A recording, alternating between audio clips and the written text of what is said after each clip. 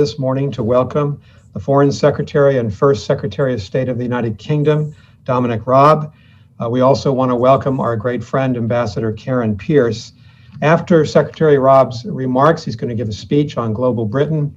He'll then be joined by another great friend of ours, Andrea Mitchell, Chief Foreign Correspondent and Chief Washington Correspondent of NBC News.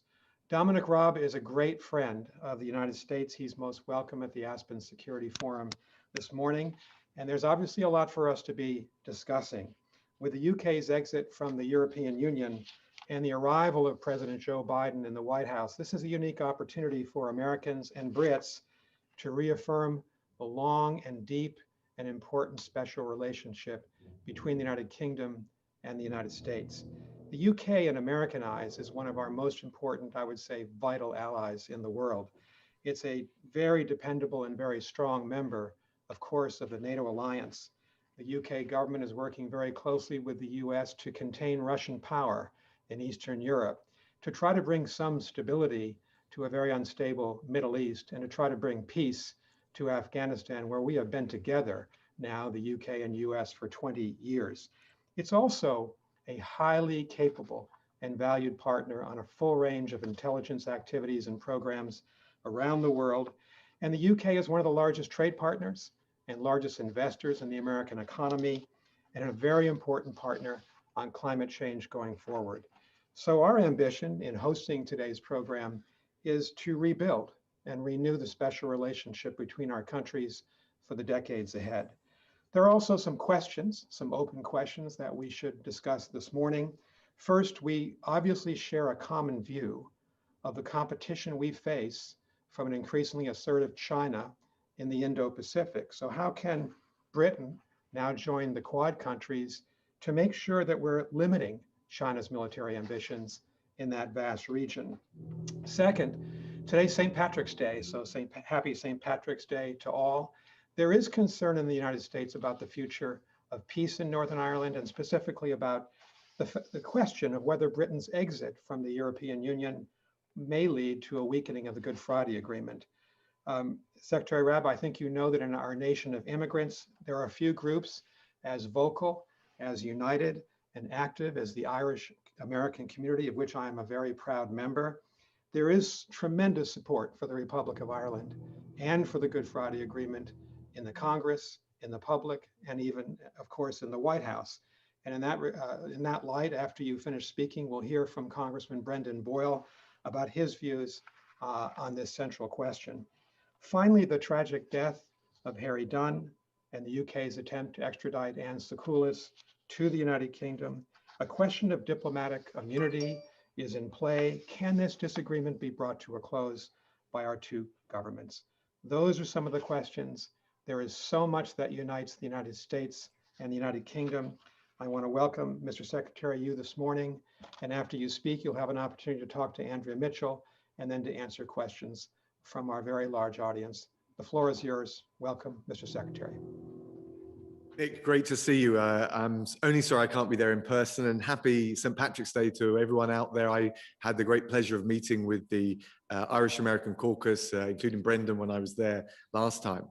You all know that yesterday, the British Prime Minister, Boris Johnson, published the Integrated Foreign Policy Review, Global Britain in a Competitive Age. And for us, it sets out the UK's international strategy for this decade and beyond. It follows a clear-eyed analysis of our capabilities and the opportunities and the threats that we face in the world today and tomorrow. And our conclusion and my argument today is this: the UK has a central role to play on the world stage as an independent sovereign state, a leading member of the Western Alliance, and an energetic and dependable partner in the growing prosperity of the Indo-Pacific region. And these features of our foreign policy, our independence, our partnerships, our commitment to the East, they're all part of the common mission that is global Britain in the 2020s. And that mission is to be a force for good in the world. A force because, let's not be naive about it, without power, economic, military, diplomatic, cultural clout, we can't do anything. But a force for good because the purpose of this power is to increase people's security and living standards at home in the UK, but also across the world. It is the right thing for a leading power to do, and it's squarely within the interests of the British people. Now, as we look out into the world today, there are three dangerous and dominating trends. The first is the fraying of the world order that grew up after World War II that seems stronger than ever just a generation ago. Democracy is in retreat. This decade, the combined GDP of autocratic regimes is expected to exceed the combined GDP of the world's democracies. Just take a second to think about what that means. Tyranny is richer than freedom. And that matters to us here at home because we know that stable, freedom-respecting democracies are much less likely to go to war, to house terrorists, to trigger large-scale flows of immigration. And democracies are generally, not always, but generally easier to trade with and easier to cooperate with to solve our shared problems. That's the first problem. The second trend is the rise of new threats. Now, we've all become accustomed, we've become used to talking about asymmetric warfare since 9/11. But technology, twisted to perverse causes, is creating dangerous new weapons which fall short of armed conflict. We know this for ourselves. 3 years ago this month, we saw a nerve agent attack on the streets of Salisbury, an attack without a shot being fired. Same time, states, terrorist groups, criminal gangs are exploiting technology to prey on our homes, our businesses, and our infrastructure. The third trend of our times is perhaps the most dangerous, and that's the rise in what we can only consider as potentially at least existential threats. They're the threats to our civilization, threats to large swathes of the world's population, or even threats to our planet itself. We see the nuclear weapons technology proliferating, a very real risk that it could fall into the hands of people who just can't be reasoned with.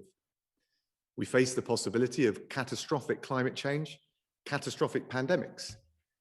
And I think we can all see how COVID has shown just how interconnected we all are in the modern world.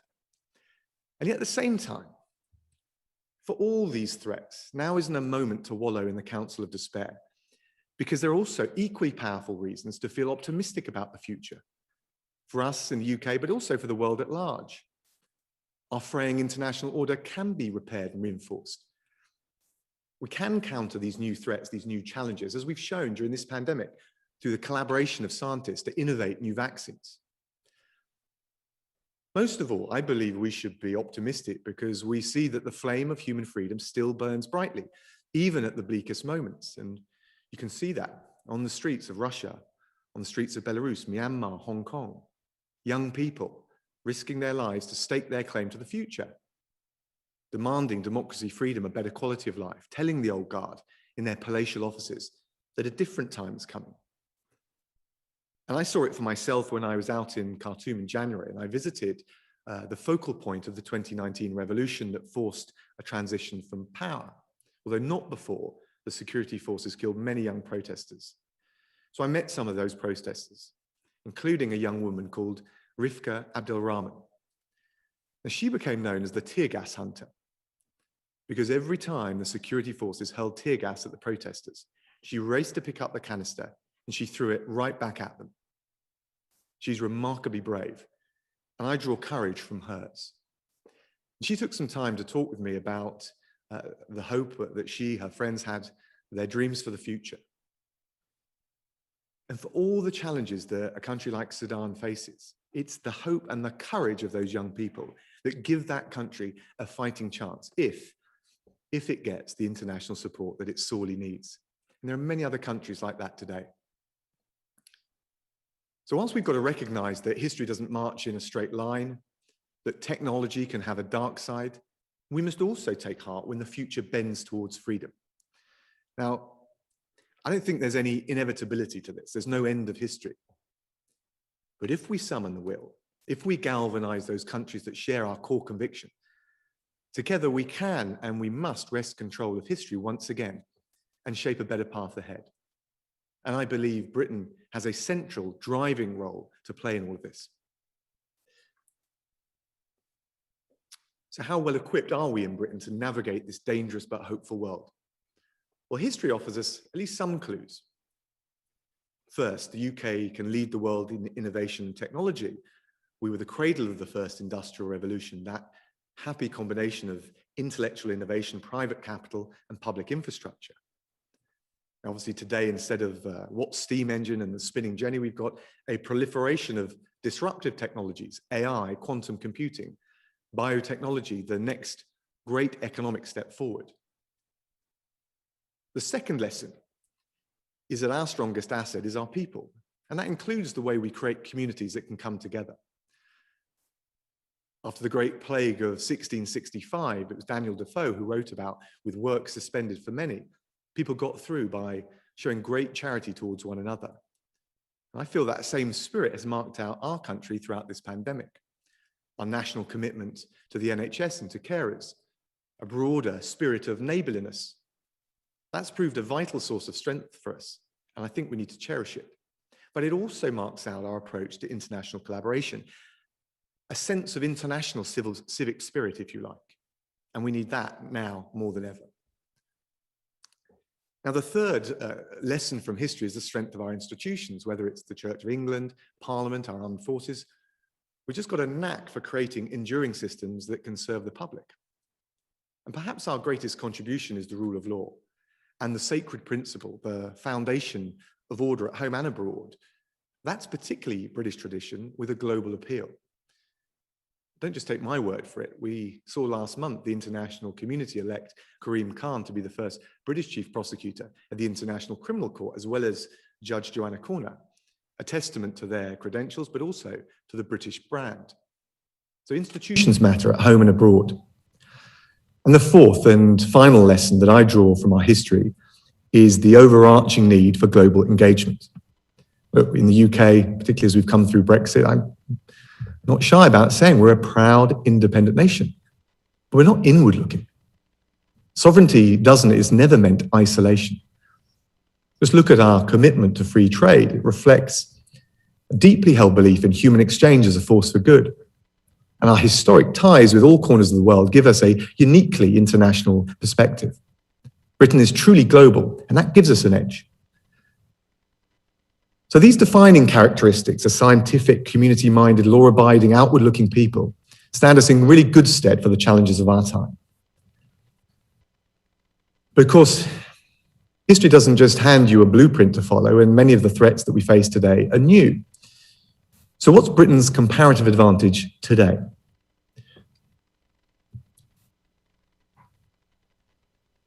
Well, put simply, we've got clout.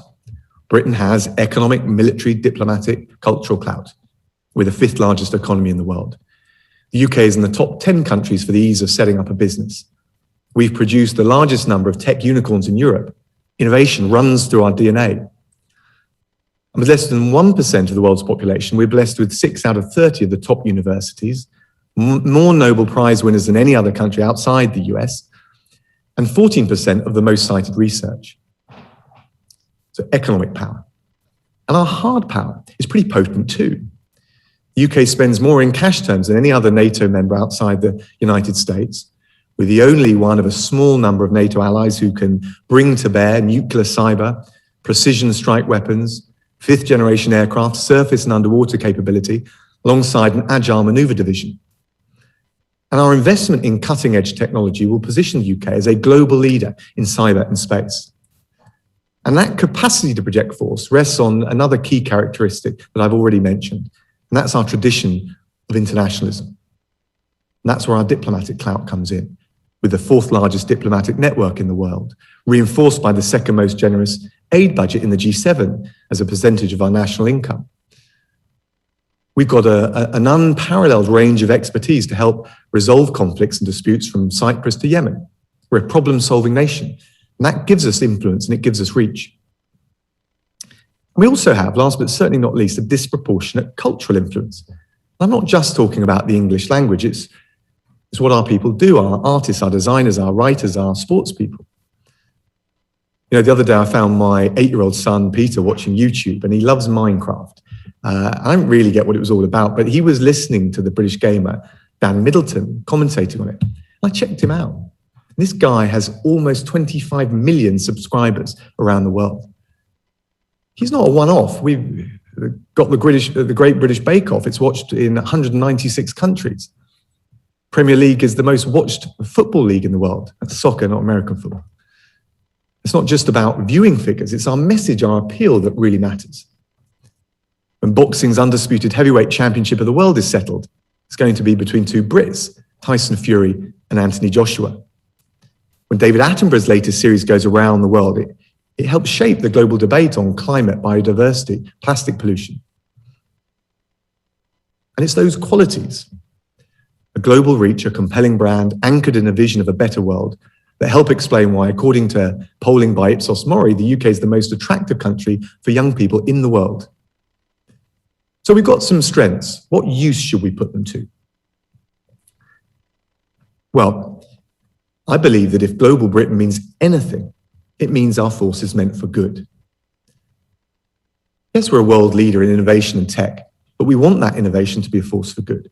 So we lead in the debates on setting down rules and ethical frameworks on human genomics. And we can and we should do it again for AI, for data, and for e-commerce. Last year here in the UK, we introduced a UK Magnitsky sanctions law to target individuals guilty of the most serious human rights abuses abroad. This year, we're going to go one step further and extend that model to corruption, that scourge of the poorest nations. We took the bold step to issue an invitation to this country, to the people of Hong Kong oppressed by Beijing. We set an example to the world with our contribution to COVAX, the global vaccine program for the developing world. We're one of the most generous contributors to foreign aid. And we're, of course, the first industrialized nation to set a legally binding national target to reach net zero carbon emissions by 2050. Now, there's a golden thread running through all of this.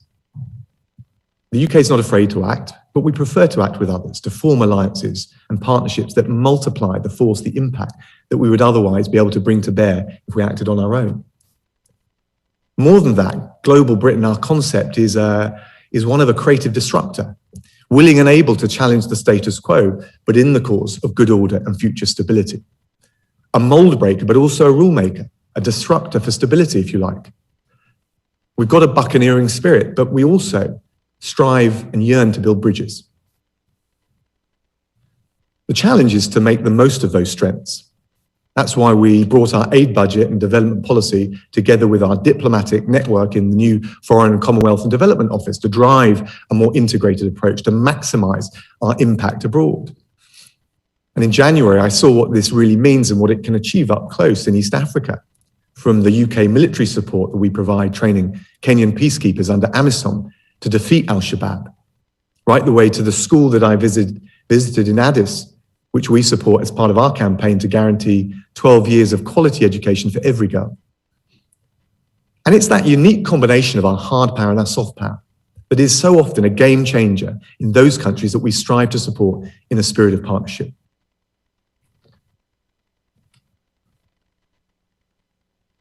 So, with all of this in mind, the integrated review sets out 4 global strategic priorities. First, our starting point, forged in the crucible of this pandemic, is to nurture our capacity for scientific and technological innovation. We must harness our comparative advantage in tech and science to create the better paid jobs of the future at home and to boost exports fueled by liberal free trade. That's key to reinvigorating UK productivity and enhancing the capacity of our startups to scale up. And I think you can already see this being infused and reflected in the Chancellor's most latest budget, from his review of R&D tax credits to the super deduction from business tax bills for capital investment. And our ambition in tech and science will also shape global Britain's Indo-Pacific tilt towards the growth opportunities of the future and the partnerships that we're going to need to grasp them. So it's that USP in tech and science which will also be a defining feature of the second strategic priority, which is a pioneering approach to free trade. That's why the British Trade Secretary Liz Truss has agreed trade deals with 66 countries as well as the EU. And that's why we've launched the UK's negotiations to join the Comprehensive and Progressive Agreement for Trans-Pacific Partnership, to place a new anchor in a part of the world that will provide the most, I believe, the most fertile ground for the expansion of UK manufacturing, UK services, including in areas like digital and data. Of course, there'll be other markets too. We'll look to Africa, in particular The Horn of Africa will look to the Gulf, South America with renewed ambition, renewed energy. And in Africa, our offer will be grounded in the need to provide a more compelling alternative to some of the less scrupulous governments who exact a punitive long-term price for short-term investments in things like infrastructure. Put very simply, our offer to Africa will be more liberal on free trade than the EU. It will do business with greater integrity than the Chinese or the Russians. And we're committed to serve as a force for good in the communities in which we invest. And we'll do this by combining our trade, our aid, our values to patiently nurture long-term win-win partnerships. And beyond those bilateral trade deals, we've taken up our seat at the WTO under the fresh leadership of the first African, the first female Director General. And we're committed to unblocking the vested interests in protectionism and unleashing the power of global free trade to help the world bounce back stronger and bounce back greener. We also recognize, I think, in the UK that we've got to change the way that we do business. One of the things that the pandemic showed up very clearly is the weakness of our supply chain model, as every country around the world queued up for PPE and other vital goods from China and a small number of other mass-producing countries. Of course, we embrace the power of the market, we value our trade with China, but we will also develop new partnerships with the existing allies and other high-trust vendors. We'll work with the likes of Estonia and Norway, India and Israel, Singapore, South Korea, and many others, to diversify our supply chains from manufacturing to tech to shore up our economic resilience.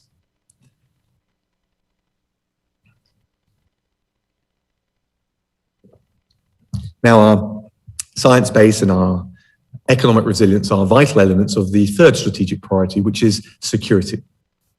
We can do even better in deploying and adapting our lead in science, tech, and research to bolster the defenses of our businesses, our citizens, and our government. Through GCHQ, through the National Cybersecurity Centre, and our partnerships with business, we're a world leader in cybersecurity. And we've got the UK's new National Cyber Force. We're investing to stay ahead of the unholy alliance of hostile states, criminal gangs that prey on our PCs, our tablets, and our iPhones, whether their objective is to steal, spy, or to spread lies. And the integrated review highlights the Janus-facing nature of our investment in tech and science, driving economic productivity and bolstering our security, reinforcing our domestic resilience and demanding more innovative relations with long-standing allies and new partners. And that's why we're increasing our defence spending by £24 billion over the next 4 years. We'll restore Britain's position as the foremost naval power in Europe. We'll modernise our armed forces. We'll be spending £7 billion over the next 4 years in R&D to take a lead in new areas like space, cyber, AI, quantum tech, and directed energy weapons. That far exceeds our NATO pledge. By the way, for all the talk of the Indo-Pacific, our commitment to NATO is absolute, supporting its adaptation to threats both above and below the threshold of conventional warfare. The same spirit will maintain our nuclear deterrent to counter the most extreme threats to our national security and our way of life. We'll continue to adapt to meet the, frankly, predatory opportunism that we see from Russia, Iran, North Korea, and some others. We'll adapt our defence posture to the new shift in the balance of the world towards the Indo-Pacific region. And you'll be able to see that this year with HMS Queen Elizabeth leading a British and allied task force to the region.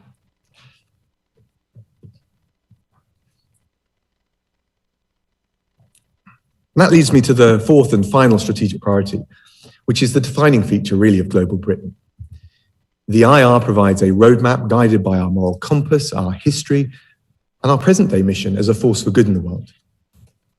From our inventors to our entrepreneurs, from our diplomats and aid experts to our brave armed forces, all the people involved in delivering global Britain share a unifying sense that we're part of a shared planet. We believe that we can and should help alleviate the worst suffering in the world, that we have a moral responsibility, an indivisible stake in our planet, our economy, our global ecosystem, and the broader conditions of peace and stability that underpin them. And frankly, whether or not you share the internationalist impulse, I think we can surely, all of us by now, see the cold, hard evidence compelling us to take a greater interest and responsibility beyond our shores, whether it's Daesh to the plastic pollution in our oceans, from COVID to the threat of climate change. I don't think it's ever been plainer that the UK's raw national interest is inextricably bound up in tackling the international challenges that touch us all, the challenges that will define the security, the livelihoods, the happiness of our children and their children after them. And that's the key to global Britain. We do it because it's the right thing to do, but also because bitter experience shows us that strengthening fragile countries and their people is essential to reduce the terrorist threat we face, to reduce the migratory flows that arrive in the UK. We feel a moral reflex to exploit our scientific base, not just to vaccinate our own people from COVID, but also to take a lead internationally to make sure there's equitable access to the vaccines for the most vulnerable countries. It chimes with our sense of justice, but we also know that this global pandemic requires a global solution, that we won't be safe until we're all safe. That will be a major theme of our G7 presidency this year. This year's a big year for us. We will also be leading on climate change as we bring the world together in Glasgow in November for the COP26 UN conference. I have to say that with the US rejoining the Paris Agreement, with many other countries stepping up to the plate, Japan, South Korea stretching their emissions reduction targets, we sense an opportunity to shift the dial on climate change, phasing out coal and boosting climate finance. And let's also be honest, none of that's going to be possible without at least some constructive cooperation with China. So we take this challenge on out of a sense of social responsibility in the world. But I think we also see now more than ever the tangible impact climate change is having. In all of these different areas, global Britain is imbued with a sense of responsibility and a desire to help. But we also see the direct gains that we can yield if we can reduce tensions between allies, resolve global problems, bring stability to regions whose prosperity will contribute to our own. And I think that's important. Foreign policy, certainly for the UK, it has to stay grounded in the real life concerns and the interests that our citizens have, whether it's securing the decision by the latest job creating business to headquarter in Britain, or defending ourselves against the threat from terrorists radicalizing the vulnerable online. But it just so happens that many British people also count amongst those very tangible interests, the values they hold dear. They expect their government to stand up for freedom, democracy, and the rule of law. Because it's in our DNA, because it's our compact with the world. And this is not just about the content of one or other set of international rules, it's the very concept to which we feel compelled. We see our maritime interest from fishing to navigation reflected in the UN Convention on the Law of the Sea. We identify with those countries lining the South China Sea whose legitimate claims have come under recent threat from China. That's not a regional issue, it's not even just a maritime one. If the terms of a lawmaking international treaty bearing the signature of 168 state parties can just be junked on a whim, it's not just an attack on one or other article or of one or other treaty. It's a wholesale assault on the system. Now, I don't know, perhaps it was inevitable after the Cold War with the economic rise of many developing countries, a good thing, that we'd see a rebalancing of global power, that this would translate into pressure to change the international rules. Yet those governments seeking to ransack the international system remain a minority, albeit a dangerous one. And I think that's why the Biden administration's return to the Paris Agreement, the US's return to the WHO sends such a powerful message. Because none of us can afford a vacuum in the multilateral institutions where international law is shaped, negotiated, and ultimately decided. Nor can we in the West afford the disunity, whether it's holding Iran to its nuclear commitments, holding Russia to account for the use of Novichok, or holding China to its freely assumed international human rights obligations. So we must redouble our efforts to reinforce transatlantic solidarity. But I think the really urgent imperative that we face today is to broaden that consensus in favor of an international system that respects open economies, open societies, and promotes public goods. If we're going to rise to the global challenges of COVID and climate change, if we're going to safeguard the international order that reflects a set of progressive liberal values that serve so many of our goals and our interests, we're going to need a concerted effort to bridge the old dividing lines between the West and the G77, the global North, the global South. So let me be clear about it. The UK will remain anchored in NATO, in Five Eyes, a close US ally, a friend of the Gulf, a dependable European neighbour and partner, a passionate member of the Commonwealth. But global Britain will also be able and willing to forge to follow agile clusters with like-minded countries where our values and our interests demand it. That's why you can see under our presidency of the G7 that we've invited India, South Korea and Australia to join this year's summit. Because we in the West, we've got to broaden our reach and our appeal if we're going to tackle those global challenges and manage the threats that we face today. Now that's just a start. It's an organic one, if you like, building on the traditional G7 format. But it's part of, and it must be part of, a conscious broadening of the caucus of nations who feel committed to reforming, but also safeguarding an order grounded in rules and a conception of the common good.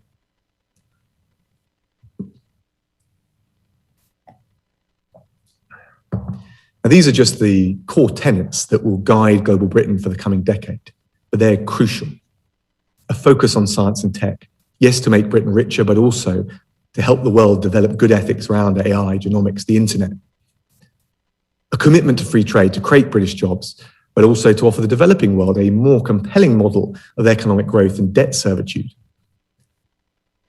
Clear commitment, an unequivocal commitment to security, to defend the British people, but also to help build up better governance in countries abroad. And an absolute commitment to be a force for good in the world, to help the global South, but also to expand British interests. Now let me finish with a pledge. It was the US Secretary of State, Dean Acheson, who described foreign policy in the post-war era as being like being present at the creation of a new world. Well, I believe that we bear an equally humbling responsibility today. So today, the British government undertakes to work with our allies to do whatever it takes to make that new world a better one for all of our people and for the planet itself. Because if these islands, if this rainy archipelago off the European coast has a particular destiny, it's surely to act as a beacon of hope at home and abroad, to fight for peace and prosperity, to defeat the enemies of mankind, and to act as a force for good. That's our mission. That's our promise. Thank you very much. Secretary Raab, thank you so much for that expansive speech, an optimistic speech about the evocation of a global Britain, which we very much welcome here in the United States.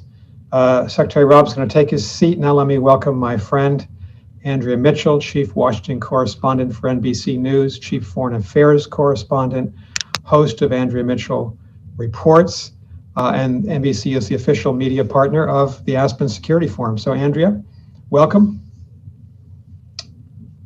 Well, thank you very much, Ambassador Nick Burns. Thanks to all of our colleagues at Aspen and all of you watching today. And very great thanks to the Foreign Secretary, of course, for presenting his view of a global Britain here today and for giving me this opportunity to ask you questions.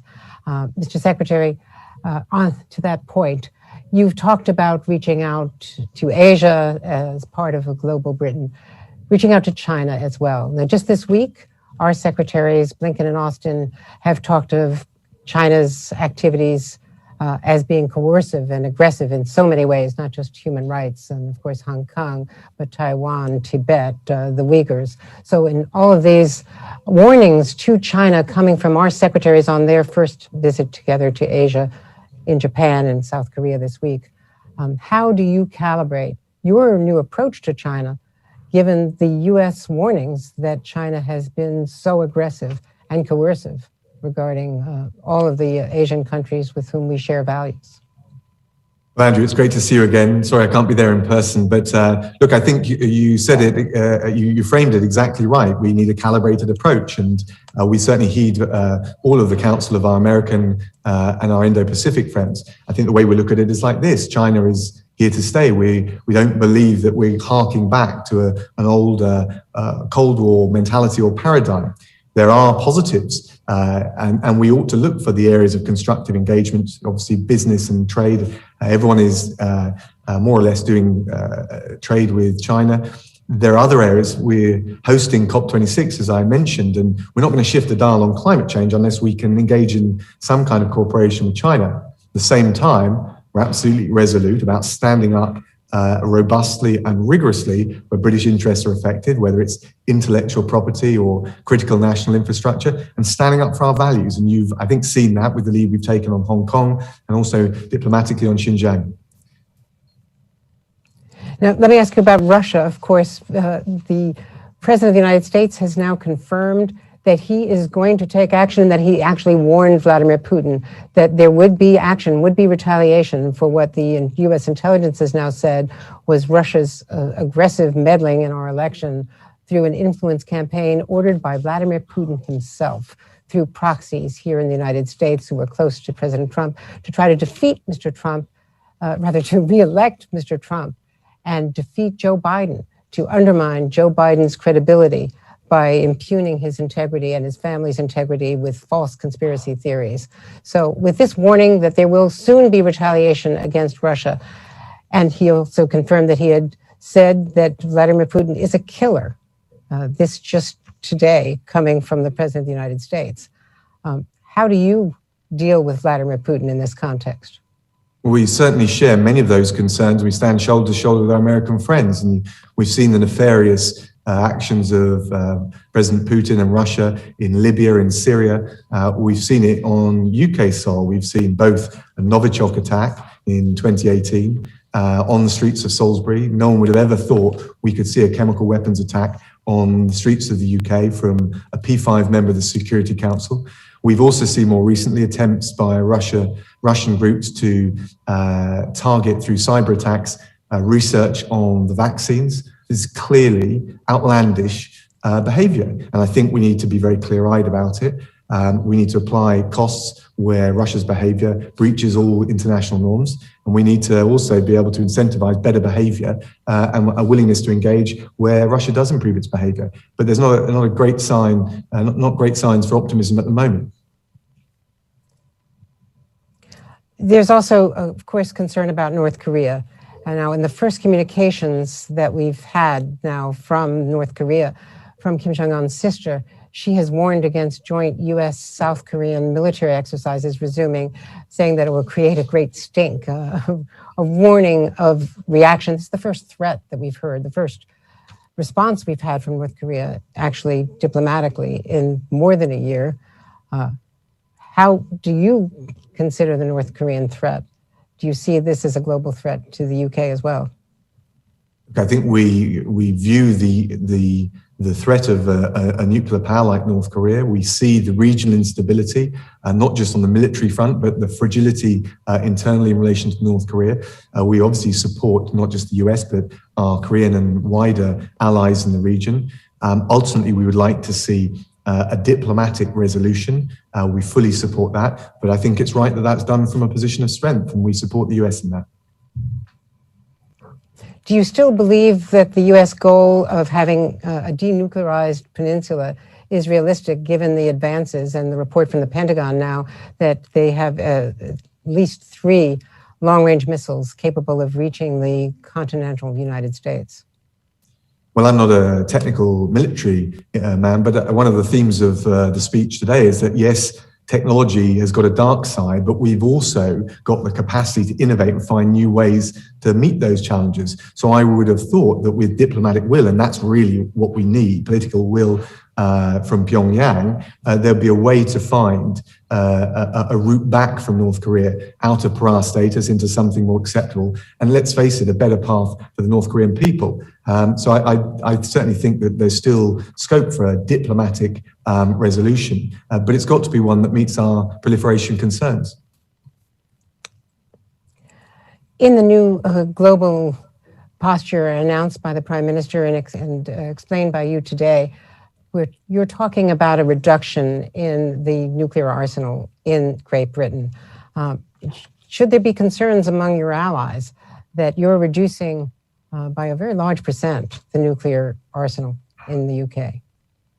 I think the criticism we've had have been the other way. We've said we're going to maintain our minimum... Excuse me, I'm so sorry.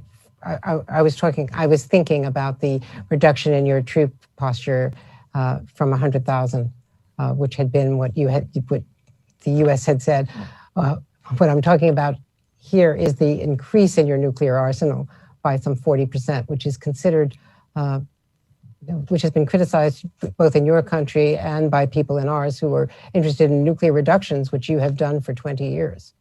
Absolutely, and we've always said, even as we were reducing our capability, our stockpile, that we needed to maintain a minimum credible deterrence. That's been our strategic priority for countless years, and what we're doing is maintaining continuity with that, but given our stocks and given the diversifying threat that we face, I think undoubtedly, we're making sure we can maintain that minimum credible deterrent. And I think it's important. We want to see a nuclear-free world, but as we've just discussed, I don't think it's going to happen by unilaterally giving up the ultimate insurance policy that we need and we respect that the US needs. We're going into the NATO meetings next week in Brussels with your country and ours and all of the other NATO allies. What is your understanding of what we should be doing in Afghanistan? Here you're talking about troop reductions. Would that also include a decision regarding Afghanistan? As you know, President Biden is wrestling with the decision as to whether to live up to former President Trump's decision to withdraw by May 1st, which a lot of people, including the military here in the US, believe would be precipitous. We've got 2,500 troops for the counterterrorism operation in Afghanistan. NATO has 5,000. What would a US withdrawal by May 1st mean for the NATO commitment? Would you have to also withdraw? So first of all, you mentioned troop numbers. We are investing £24 billion in our defence and our security. Of course, we'll adapt it to the threats that we face. But this is a significant and substantial strategic boost to our military and security capability. In relation to Afghanistan, I think when we talk about the diplomacy and what's going on the ground, we ought to just keep our eyes on what the strategic prize is. We do never want to see Afghanistan becoming a place that can be a safe haven for Al-Qaeda or similar Daesh or any other terrorist group. And I think from the UK's point of view, we don't want to lose any of the gains that we've made. But ultimately, what we want to get to is a position where the Afghan security forces can give us that reassurance. So the military means and the number of troops that we have is a means to that strategic end. And ultimately, we'll not get to that strategic end unless we can harness the security forces in Afghanistan being bolstered, but also diplomatic understanding with the authorities in Afghanistan. And that will require talking to, in the way that has already taken place, the Taliban. But those goals could not be achieved by May 1st. Would it be unrealistic that many people are warning that would lead to a civil war, a collapse of the Kabul government? I think it's important that we get this right and that we, again, keep our eyes on the strategic goal rather than work to one or other deadlines. Otherwise, we may end up, the risk is we end up back there in 10 years' time if we don't make sure that we leave on a sustainable basis. I want to ask you about Iran because Europe has led the way. The European three and the UK principally also has led the way in trying to get back to diplomacy with Iran. They've broken out, as you know, in response to the US unilateral withdrawal from the JCPOA. They've broken out considerably from the nuclear agreement, from the constraints. How do you see, with Europe's lead and, of course, with the UK, getting the United States and Iran back on track? But look, first of all, we welcome the administration's commitment to JCPOA or JCPOA plus. One of the things, notwithstanding all the haggle on Brexit that we've been having with our European friends, one of the things we always did, and I did with my European partners, particularly the French and the Germans and Joseph Borrell, is keep talking. We met regularly in the UK. I've been out to Paris, Berlin, and most recently we got together in Paris with a virtual meeting with Tony Blinken.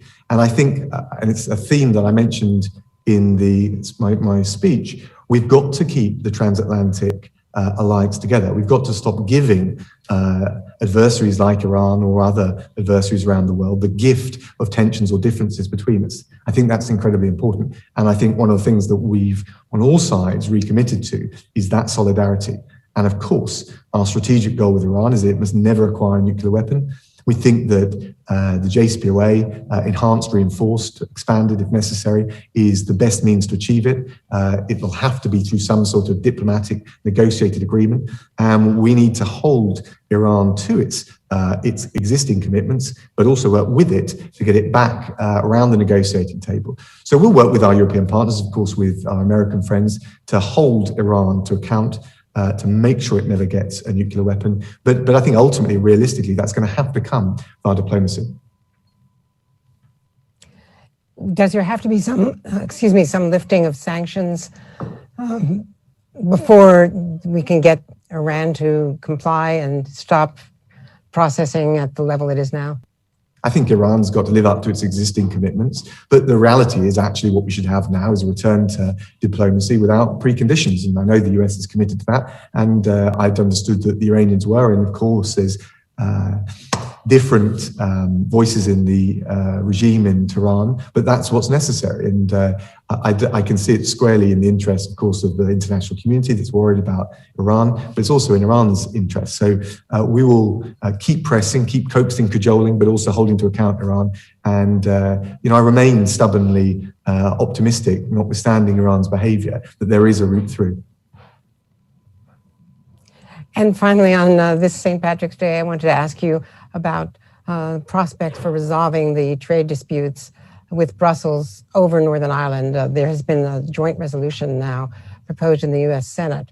There's bipartisan support to block any unilateral trade agreement between the UK and the US if there's anything that would upset the Good Friday Accords.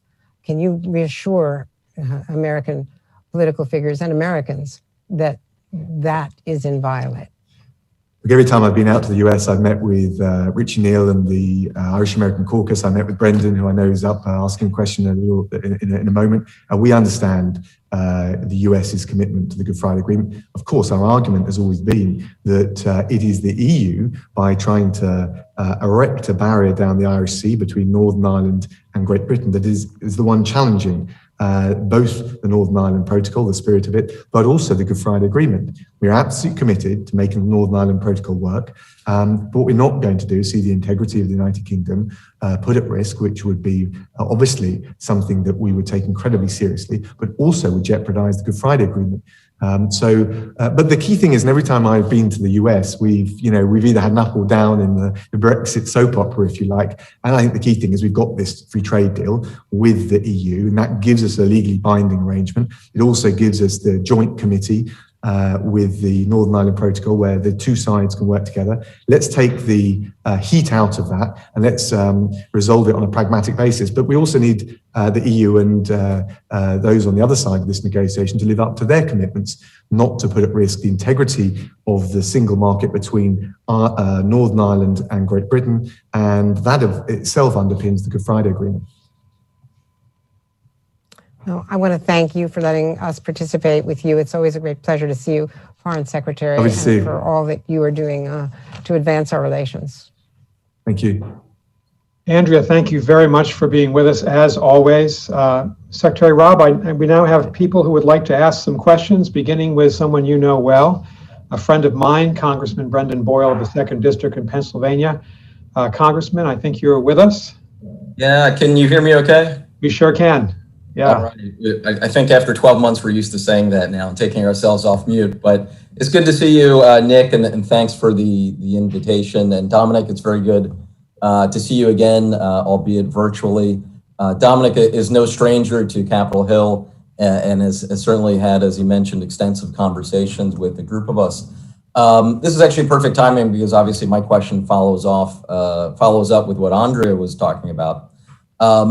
As you know, 2 years ago, I accompanied the Speaker of the House and about 10 of my colleagues to 10 Downing Street when we met, not with you, but the previous British government, to express our concern in the US that while we completely respected and supported the right of the British public to decide whether or not the UK would remain a part of the European Union, that's not our place to get involved in.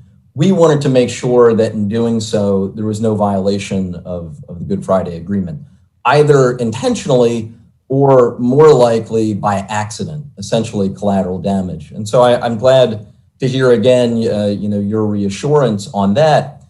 But obviously the concern remains because after 4 years, as you know, of tortuous negotiation between the UK and the EU, you achieved at the Northern Ireland Protocol. And yet twice now, the UK has taken unilateral actions with respect to delaying that protocol. So is this government still committed to it? Are you confident that this latest unilateral action is just a delay, or are we going to continue to be in this cycle, which obviously can be destructive? Thank you. Brendan, great to see you, and look forward to seeing you again on the Hill when travel is possible.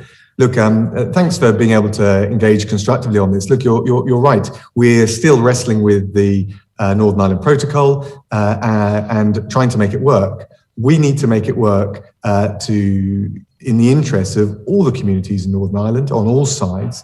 And of course, all that we've ever done is take targeted precautionary measures that are necessary to respect and to uphold the integrity of the United Kingdom, and in particular, the internal market between Northern Ireland and mainland Britain. And I would just say, I don't want to get you sucked into a tit for tat, but I hope that our friends on the Hill on all sides of the House and both houses are equally robust in picking up when the EU undermines the agreement, in particular the invocation of Article 16, because that was something that created huge tensions, not just in one community, but across all communities, because of the risk to trade from Protestant, but also to Catholic communities between Northern Ireland and Britain.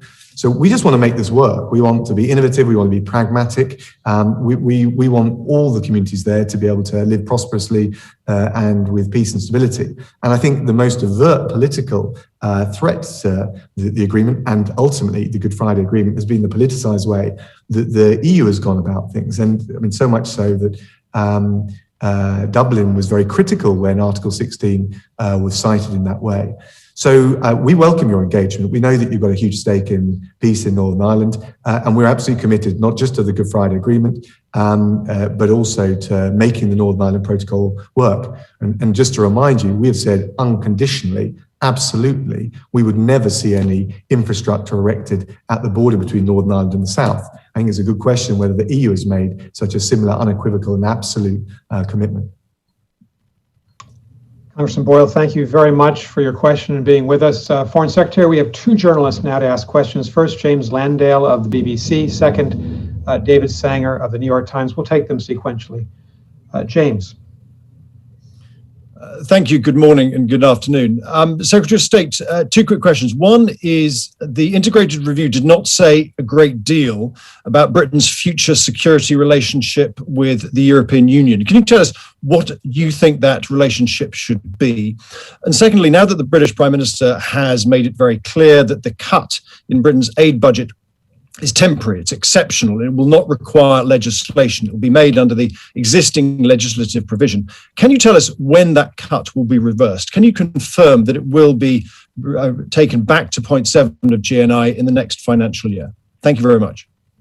Thanks, James. Good to see you. Look, we can't give you a commitment on time because of the inherently unpredictable nature of COVID's impact on the public finances, but we want to get back to it just as soon as fiscal conditions allow. I think you may be slightly overinterpreting what the PM said in the House yesterday. We'll obviously comply with both the international and domestic legal commitments that we've got. And let's just remember for a second, we are still proportionate to GDP, the second biggest aid donor in the world, in the G7. We are giving £10 billion next year. I understand that people have different views, either for or against, but for a country that's gone through an economic contraction, the size of which we've not seen in 300 years, we've got double the budget deficit we faced during the financial crash. This is just an exceptional measure that we feel that we've got to take.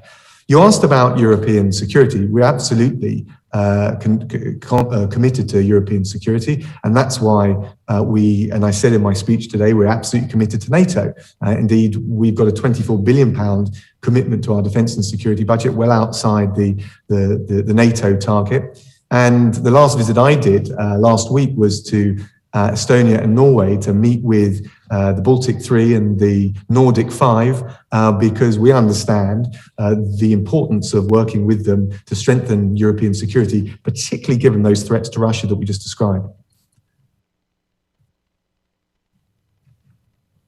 James, thank you very much. Foreign Secretary, we'll now go to David Sanger of the New York Times. Thank you, Nick, and Mr. Secretary, good to see you again. Thanks very much for joining us today. I had two questions that came out of your speech. In your description of the increase in your nuclear arsenal, you characterized it as a moment to increase or better your deterrent. But of course, Britain is under the same requirement that other members of the Nuclear Non-Proliferation Treaty are, which is to move toward a zero nuclear force. And I'm wondering what the Iranians and others will say as they see the increase. I was also wondering, in your section where you were discussing Russia, it's clear that our method of sanctioning the Russians for these activities that you described isn't working. Right, we are continuing to see chemical weapons attacks. In one case against Mr. Navalny, we're continuing to see cyber attacks. Does that suggest to you that we need a different approach to deterrence with Russia on this, and what would that be? Yes, thanks very much. Just to be clear, we didn't say that we were increasing our nuclear capacity. We said we would increase the stockpiles to maintain a minimum credible deterrence, which is strategically continuity and consistent with all of our international obligations.